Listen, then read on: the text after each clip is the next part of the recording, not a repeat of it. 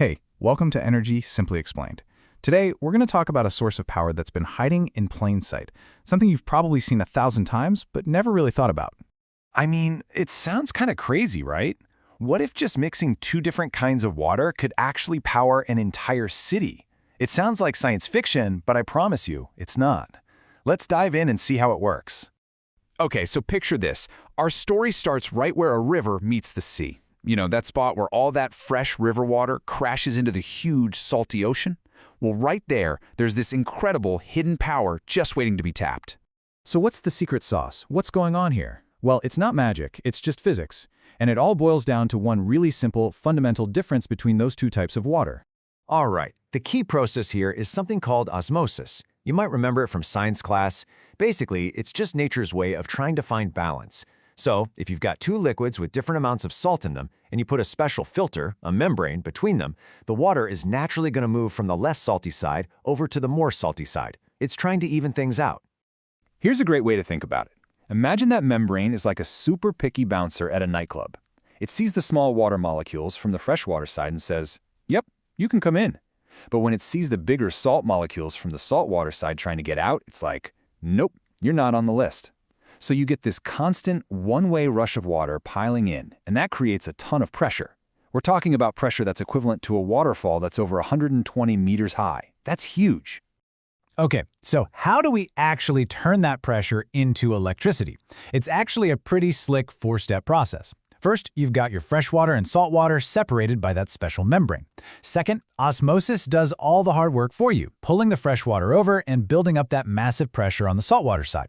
Third, you take that super pressurized water and use it to spin a turbine. And fourth, well, that spinning turbine generates clean, reliable electricity. It's like a natural engine that just keeps on running. And look, this isn't just some idea on a whiteboard. Nope. Engineers are already turning this natural process into a real-deal source of power. Let's see what this looks like in the real world. Check this out.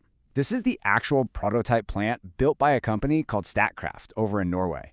This was the very first of its kind, and it actually proved, that you can reliably generate electricity just by mixing fresh water and salt water. This is where the theory totally became a reality. So why does any of this matter? Why is this important?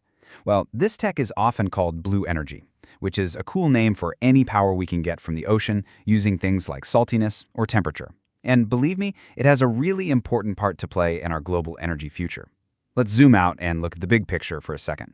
The bottom line is, our world is getting hungrier and hungrier for energy. Just look at this chart.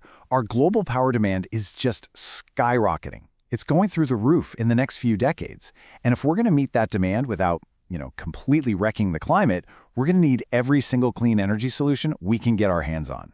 And this is exactly where osmotic power really shines. Think about it. Unlike solar or wind, it doesn't care about the weather. Rivers flow into the sea 24/7. It is always on. It's super constant and predictable. Now, it's not perfect, of course. The biggest challenge right now is making better, stronger membranes. But the potential? It's absolutely enormous. Some estimates say that blue energy could one day supply almost as much power as all of today's hydroelectric dams combined. That is a huge deal. It's another powerful tool we have to fight for a cleaner planet. So, what's the one big thing to remember from all this? I think it's that sometimes the most powerful solutions aren't about inventing something brand new out of thin air. Sometimes it's about just finally understanding and using these incredible natural forces that have been working all around us for millions of years, right under our noses. It kind of makes you wonder, right? What other huge power sources are we just walking past every single day without even realizing it?